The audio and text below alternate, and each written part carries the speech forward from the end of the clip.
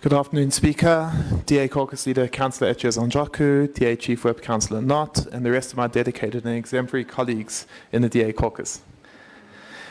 As we congregate in this chamber, we are bound by a collective duty to serve the people of Johannesburg with integrity and action. Yet, as Albert Einstein famously said, insanity is doing the same thing over and over and expecting different results. The reports before us detailing the performance of the Development Planning Department and Johannesburg Development Agency paint a concerning picture, one where this very insanity seems to prevail. Action has fallen woefully short of promise, and accountability appears to be as absent as water in the desert. A mere 61.1% of key performance indicators have been met, a figure that speaks not to chance, but to a pattern of chronic underachievement.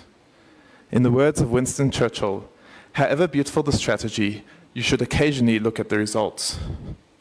It compels us to ask whether the resources of our city are being managed with the diligence our citizens not only expect, but deserve. With only 20.58% of the budget utilized in the first quarter, we are witnessing the specter of delayed projects and unmet needs casting a long shadow over our city. Revenue collection, an essential lifeline for our city's development, stands at a shortfall with 21.8 million rand uncollected. This is not just a missed target, it's a missed opportunity for progress, a sign of inefficiencies that, in the words of Thomas Jefferson, makes the labors of a few worthy individuals wholly inadequate to stand against the torrent of mismanaged public affairs. Technical problems with the construction permit management system disrupt the very fabric of service delivery, hindering our city's growth and prosperity. Thomas Paine once stated, "The real man smiles in trouble, gathers strength from distress, and grows by reflection." These are not mere hiccups. These are systemic failures that need urgent redress and reflection to grow brave and correct our course. In a city where actions speak louder than words, the fanfare around MMC Kunene's demolition in Windsor East earlier this year stand in stark contrast to the silence of the subsequent quarters, where not a single demolition has taken place.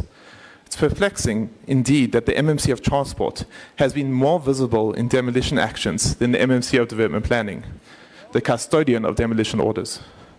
One must question why the hands tasked with shaping our city's future are less stained with the dust of action than those appointed to guide our city's transit.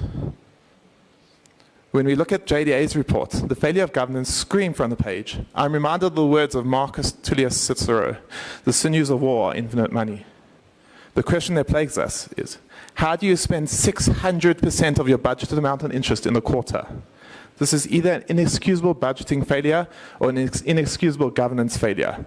Either way, heads should be rolling. But as with any government led by the ANC, accountability and consequences are as substantial as a mirage. The number of projects where not a cent was spent during the quarter should not just be leaving the government hanging its head in shame, but should be igniting a fire of rage in the residents of Johannesburg. Clearly, they are the last priority of this broken government.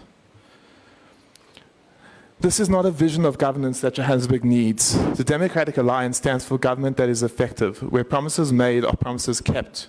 We propose a governance framework where projects are not just initiated, but seen through to their impactful conclusion. Where revenue collection is not just a goal, but a benchmark of our administrators' efficacy. And when governance falls short, we must remember the words of John F. Kennedy. Let us not seek the Republican answer or the Democratic answer, but the right answer. Let us not seek to fix the blame for the past. Let us accept our responsibility for the future.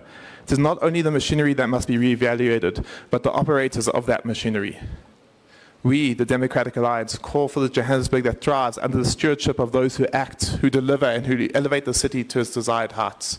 It's a time for a council that embodies the spirits of Ubuntu, a council that does not just exist, but one that performs with excellence.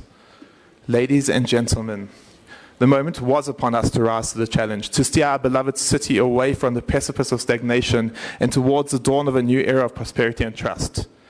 This report only further validates why we should have dissolved council this morning. Thank you.